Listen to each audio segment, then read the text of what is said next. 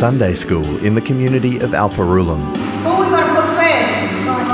God. Kids of all ages are here for today's lesson about the 10 Commandments. Then you got to listen to your mommy and daddy. Yeah, we just keep on teaching them.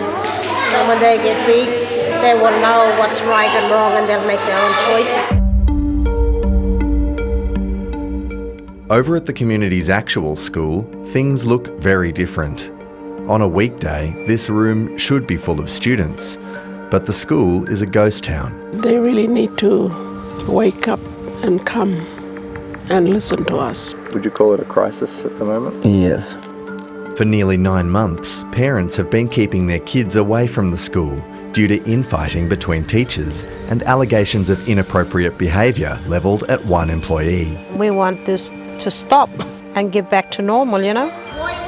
Parent Letitia Mahoney says a staff member at the school warned her to keep her kids away. They just told me not to send the kids to school. There was something happening there, and then that's when I said, oh, that's very strange for them not to tell me what's going on. Alpurrurulam is very remote. The nearest city, Mount Isa, is 3 hours away on a dirt road.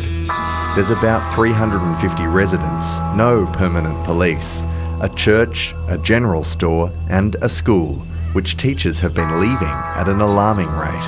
And I'm just concerned about them. I don't really know what problem is. The ABC has spoken to 6 former school staff on the condition of anonymity who say they were either bullied or witnessed inappropriate behaviour at the school. Many say the problems centre on one assistant teacher, who the ABC has chosen not to name. Former teachers say the man made inappropriate comments about sex and drugs, including in front of students, and had outbursts, including telling students he would shove a broomstick down their throats. Last year, a teacher lodged a formal complaint with the NT Education Department, alleging the assistant teacher dropped his pants in a classroom and exposed himself. The complainant couldn't remember if children were in the room at the time. The assistant teacher strongly denies all the allegations against him, saying they're vexatious lies in a long-running campaign against him by some teachers, and that he'd been investigated and cleared. For now, kids are making the most of their spare time. I don't want them to have like me. I didn't go to school much. But for them, you know, maybe they run this community one day and they really need the education. A former senior NT policeman and licensed private investigator was contracted to look into the school's problems late last year, but his findings and the cost to the taxpayer have remained a secret.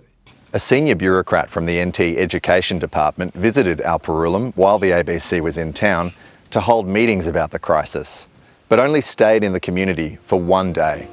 Many who wanted to meet with him missed out and blamed the department for not arranging it properly. That was too quick, in a snap of your finger. Yeah, and I wanted to meet up with him. For him to come out just for a day, this is a really big issue.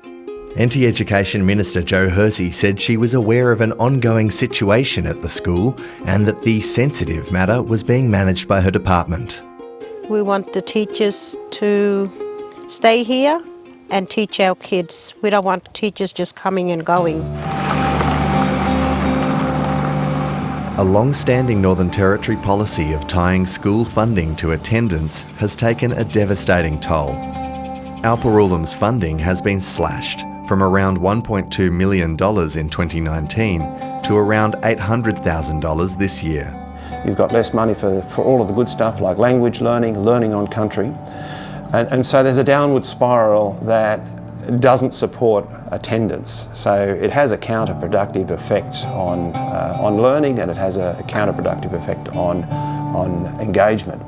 A new funding model will begin in the new year, but elders say a turnaround at the school will take more than just money. They should come and investigate and see what's happening. Our kids are missing out on education.